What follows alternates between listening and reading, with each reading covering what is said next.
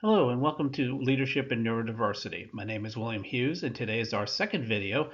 It is February 11th, 2023, and today I'm going to be doing a PowerPoint presentation on my planned research regarding leadership and neurodiversity. This will be an overview rather than discuss any research methods that I will be using, since I don't intend to discuss that until I have started the project that I'm completely involved in the project. First, a little history. I hold a Master of Arts in Political Science from Stony Brook University, and I have a Master of Science in Data Science from the University of Maryland Global Campus. I had planned on pursuing a PhD in data science, but I realized I didn't have a passion for it. So I was thinking, what do I have a passion about? And I realized leadership was something I could get involved in. So I found out about Indiana Tech's PhD program in global leadership and applied. I was interviewed and I was accepted, and I am now in my fifth class as of today, February 11th, 2023. My plans are the classes will continue until 2025, roughly May. I must write a qualifying paper before the dissertation officially begins. However, the initiatives that I'm doing related to research will start in the second half of 2023. Now, for the research gap, and this is key to all of my research, there is no research in EBSCOhost or ProQuest, the two main sources of academic articles, which is EBSCOhost, and dissertations, which is ProQuest, as of today on neurodiversity in leadership or autism in leadership. When I say there is no research, I mean it draws an absolute blank, meaning this is groundbreaking. Now, for the qualifying paper, this is going to be in 2025, must be related to the dissertation topic. Now, the topic is going to be on servant leadership and application of servant leadership among neurodivergent people, and it will be a review of corporate leaders' insights and opinions on autistic employees. Now, this duplicates previous research done by Albright, Kulak, and Scarpa, who interviewed 13 hiring managers of autistic people and found some interesting things. First, that autistic people are reliable, that they are trustworthy. However, the one thing that stood out to me was that the hiring managers pointed out that they prefer that autistic people do jobs where they do repetitive tasks. Now, this was written in 2020. It's actually, in my opinion, a stereotype of autistic employees. I believe strongly that if we are autistic and if autism is on a spectrum, then our talents are also on a spectrum. Therefore, it covers a wide variety of talents, of skills, and of job abilities. Now, the dissertation. Now, the approach has not been finalized and will not be discussed here until the research is started. Basically, I don't want anybody coming up with an idea and saying, okay, we're beating this guy out. It will be a mixed method study of autistic employees who've been working for at least 3 years on the same job. However, I will reveal that. I believe there is a quantitative part, and I believe that a qualitative part will be essential for this. And they may have or may not have been hired through a neurodiversity hiring initiative. I think there's something about a neurodiversity hiring initiative where it sounds good on paper, but perhaps the reality is it leaves something to be desired in a lot of cases. I think there are issues with neurodiversity hiring initiatives. I think there are things that need to be worked on with these initiatives, and I hope that this research will help develop that. Now, the project, again, this is a broad overview. I will use a servant leadership approach combined with something I call armor. Armor is a concept being developed by me for this project. It replaces masking, which to an autistic person means hiding who you truly are.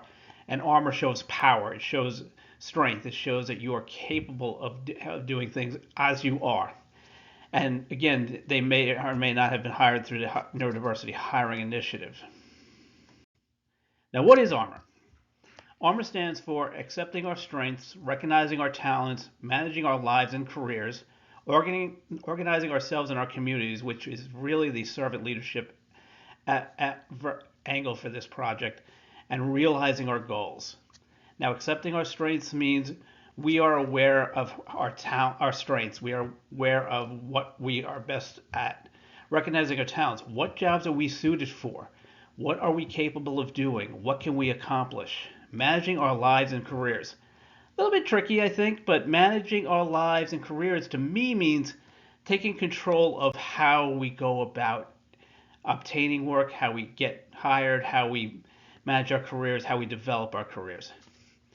Organizing ourselves in our communities, as I said, is the servant leadership portion of it, I think. I believe for me that this means that it's not about us per se, but it's about how we approach others, how we are seen by others in the community. If we are seen as strong, capable, talented human beings, I think that is a vast improvement over what I currently see in the neurodivergent and autistic communities. And realizing our goals, pretty straightforward. I think realizing our goals means, well, we accomplish what we set out to do. It means that we get to have career development, career advancement, and leadership development. And this leads to empowerment and success. This is a key thing for me. I think right now people are happy to have jobs, and that's great. I think it's great that neurodiversity hiring initiatives exist, but I believe that there's so much more that can be done. And I think that if we identify what we are capable of in the autistic and neurodivergent communities, it's going to improve things dramatically. Now, the advantages of Armor is it can be used to provide empowerment to communities, and that means any community. It means it can be used. It can be used by anybody anywhere. It doesn't cost anything because the concepts are very straightforward. It can be done virtually or in person. It can be done as meetings. It can be done as posts on a forum.